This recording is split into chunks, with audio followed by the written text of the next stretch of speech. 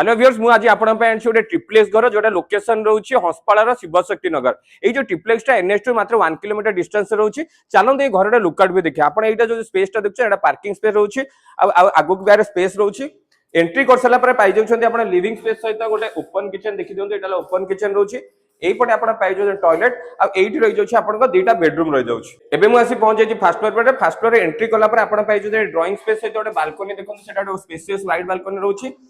एठी पाइ जाउछि आपण टॉयलेट एटा डाइनिंग रहउछि आपण प्राइवेसी पई सेपट रहि जाउछि आपण ओपन किचन एपट पाइ जाउछि आपण पूजा रूम आ एई पटे पाइ जाउछि आपण जोड़े बेडरूम एबे मो अछि टॉप फ्लोर रे पाइ जाउछन्ती गोटे आपण 1 आरके मॉडल घर देखंतु एटा रहि जाउछि आपणकर टॉयलेट ओपन किचन एटा रहउछि रूम कम आपणकर लिविंग स्पेस एरिया आ एई पटे पाइ जाउछन्ती आपण बालकनी